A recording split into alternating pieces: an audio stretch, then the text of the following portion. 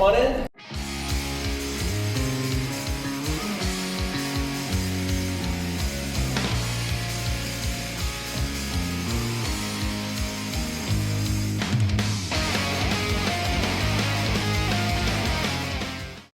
Welcome to Kpopd, Rock and Hops. I'm Tom, your host, and I'm here with Jeff in his studio today. Anyway, thanks for doing the interview. Yeah. Yeah, and pretty cool to be in your studio. I agree. There you go. But yeah, we're here to talk about a new compilation, Them and Us 3, that you've put out on your record label. So there's a lot to learn. Can you tell us a bit about yourself? I've been here in Korea for 15 years. I've been playing in whatever that means for 13 years.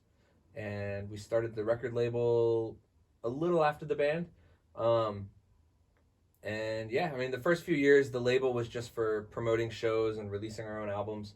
And then maybe, I guess about six or 7 years ago, we started actually signing bands and trying to kind of make it more of an organized, real thing. So none of the record labels in Korea wanted to release our albums.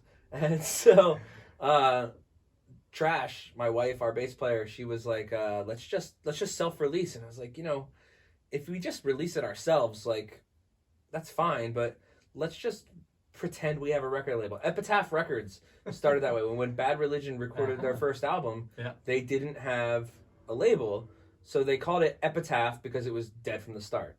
Like, I didn't know that. Yeah, I mean, they just made up a name, and it was so that when they were handing out their records, there was a little logo on the back. It looked more legit.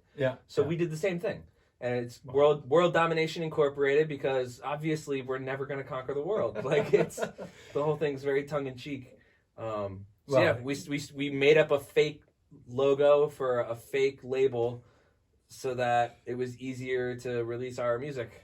Okay. Well, it's working. It's worked out.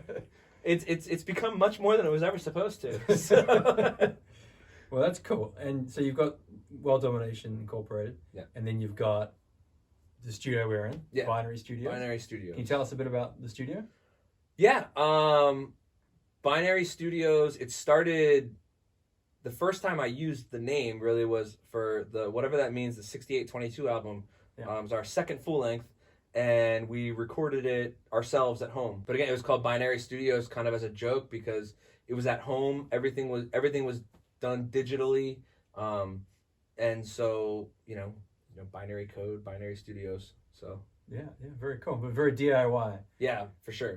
And so, I mean, obviously you're recording, you're mixing, you've got bands rehearsing here as well. That's what pays the bills. The rehearsals. Well, can you tell us a bit about, I think in particular with what the label's done, WDI, in getting out some local punk bands and also trying to reach an international audience? Yeah. Well, I mean, that was the idea with Them and Us. The first one we did, so we've done 3 of them so far in 11 years. 2011, my band, whatever that means, we were going on our first tour in the U.S. And obviously, I mean, we were excited about doing our tour, but I wanted it to have something bigger, so like a bigger meaning to it. And I've always been so impressed with the bands here in Korea, in Seoul in particular. But then I was thinking about it, because like, we'll make a compilation, and the way we do it, all the bands pay to be on the compilation to help cover the cost of printing the CDs, because like WDI, we're a label, but we don't have any money. So all the bands chip in, and then they get a stack of CDs that they can sell themselves. And then we promised to take, I think we took 200 or 300 CDs with us to America and just gave them away for free at every show. But as we were thinking about it, I was like, I've gotten so many compilations over the years, and like, if the compilation doesn't have a good hook, you're not really going to listen to it. And so we had the idea that what if every band plays 2 tracks, and they play one cover of like a band that's influenced them, but a band that people in America would know. And then after that, they play one of their own songs. So it's like you're getting a compilation of a bunch of bands from Korea playing Operation Ivy and Negative Approach and No Effects and Bouncing Souls and things like that.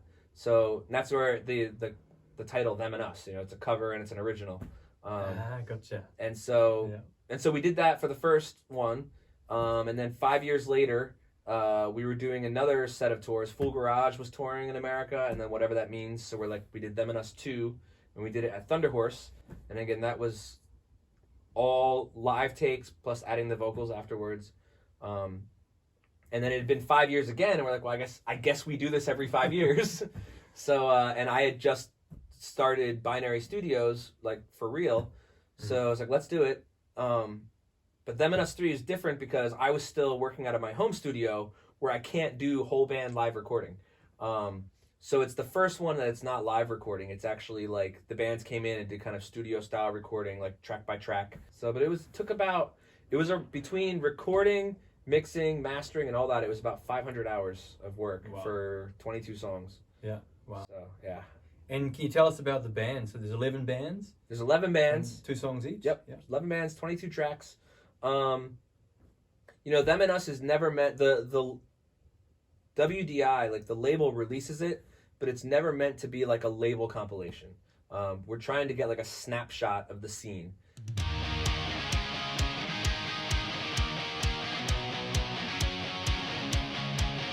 I refuse to abuse what is kind to the muse, but it's there and it's happening to me along the way. As we go through the snow, we cannot forget our foes, but the dinner's always waiting at the table along the way.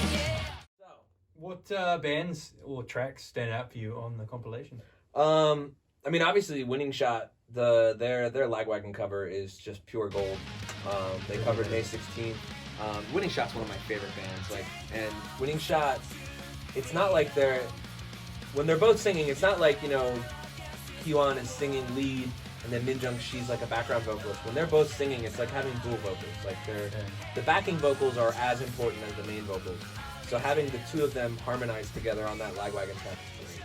So that was one of my favorites. As far as like original songs, originals and covers, the Burning Hepburn tracks are just fire. It's Burning Hepburn. So whatever that means in Burning Hepburn are the only 2 bands that have been on all 3 Them and Us compilations. And Burning Hepburn, like, they love delay and they love reverb, and they just let me do whatever I wanted. So like, we did in the bridge, we did this thing where like he doubled the vocals, and I had the vocals like kind of like they're panning back and forth left and right over top of each other. We got this weird like swirly effect, and let me do some like weird psychedelic kind of stuff. The bridge of that song, it sounds like it's off like a Galaxy Express album. Like it's so that was probably the most fun track to work on. So much good stuff on there. You can't, if you're looking, with like ska, like Talk Bats were great. They covered Wham. They did a ska cover of a Wham song. Like Smoking Goose covered Karen Ann, which is like, a 1960s folk singer, but they turned it into a skate punk song. The Green Flame Boys covered the Misfits, but they took it from the minor key and did it in a major key. So it's like a super angry, really dark Misfits song, but it sounds really happy. The bands just hit it out of the park. Because we're going to be drinking. Yeah. We may have started, but anyhow. We may have had a few before we started. But tell me, is there a track that you would recommend for drinking to? I think it'd be the funniest track to drink to would be track 21, which the last band on the compilation is Ultra Lazy, and they covered NoFX's Court in Session, which is Court, like Quart, and it's about like a very short period of time where Fat Mike was sober. That happened. Wow. Yeah. The opening line is like, it's funny how nothing seems much fun anymore to me now that I quit the drink. It's funny how nothing seems much fun anymore. So today we're going to be drinking a tasty little brew. It's from Craftbros. It's part of their live series. It's called Moon Soup, and it's New England Pale Ale, double dry hopped. I can tell you a little bit about it. We've got 4.8% in this little ringer. It's 27 IBUs, and it's got some American hops, some Citra in there, which gives it supposedly a little bit of a spicy kick. And then we have some Galaxy and Vic Secret. hops from Australia. So I'm going to ask Jeff here to do the honors.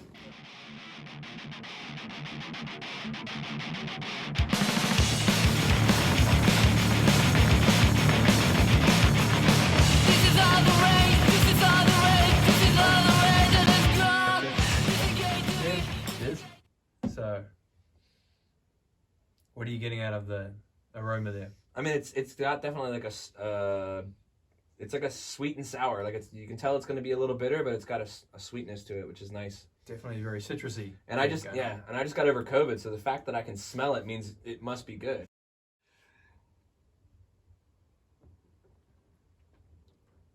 That's good. Oh, it's lovely. This is definitely like a warm weather beer. Yeah. It's got. I don't like IPAs. Like I don't like everyone always tries to be like more hops, more bitter. I hate that. This has a little bit of that like hoppy bitter taste at the beginning, but the citrus covers it up sweetly, nicely at the end. Yeah. So it's supposed to be like the younger cousin of the kind of New England IPA, just the pale ale. Yeah. So What's the percentage on this? it's 4.8. That's not bad. Yeah. Yeah. So drinkable. Yeah. It's pretty balanced. I could see myself with a couple cans of this sitting by the Han. There you go. Cheers. Nice. Okay. Now we'll get back into the interview. Future plans. The big thing for us, we're waiting for is just for It's a Fest to come back. The fact, I mean, the first year went like the first year as we were doing it, everyone's like, "What's your goal? What's your goal for the It's a Fest? Like, what's the?" We had one goal. It was like, make it happen. That was it. We're like, as long as it happens, like that was year one's goal, and it happened, and it went so much better than we expected it to. Yeah. It was a great weekend. Like I had so much fun. I know so many people had a great time. It like with the bands and running the stage, things went surprisingly smoothly until next summer when we can finally do it. We'll have waited 3 years to have the second one. I think everyone's kind of waiting though. Yeah, I hope so. I mean, there were no hiccups. It looked pretty professional Yeah. from where I was standing. I mean, I was standing with a beer and a baby. all by so- accident. But yeah, we ran it the same way that we run like local shows. I feel like even more than the label, like the festival is like my life's work. Like that's the thing. Combination. Yeah, but I mean that's part of it. Yeah. It's also like in the U.S. we had Warped Tour and there's Riot Fest. In Japan they had Punk Spring. Like we want It's a Fest to be Korea's punk rock festival. Like I want it to be the festival that people in other countries know about. You too caught up in the planet phase, I didn't touch a simple way. You gotta lay yourself, live your life when you wake up every day. You too caught up in the planet phase, I didn't touch a simple way. You gotta lay yourself, live your life when you wake up every day. Let's go. So I mean, if you're looking for a punk rock label, if you want to explore what's happening in Korea, if you're a fan of Epitaph Records, Fat Records, any of that stuff, World Domination Inc. is the label to look at, and we want to be kind of the premier punk and ska label here in Korea. We've got great punk bands, great ska bands. We run It's a Fest. We bring bands from other countries into Korea. We send our bands from Korea out to Singapore and Japan and America. So I'd love to see, it's WDIKorea.com. Just come to the website. You can see we have a news section with what's going on. Every album we've ever released can be streamed for free on the website. All the bands have stuff you can download, you can order. But yeah, check out the World Domination Inc. website, and we've got bands from Korea, Japan, Singapore, lots of great stuff on there. Cheers. So that's another episode of Kpopd. If you like it, slap us a like. If you want to leave a comment, tell us what you want to hear next. Any bands you want to see interviewed, any brews you want to hear reviewed, tell us all about it.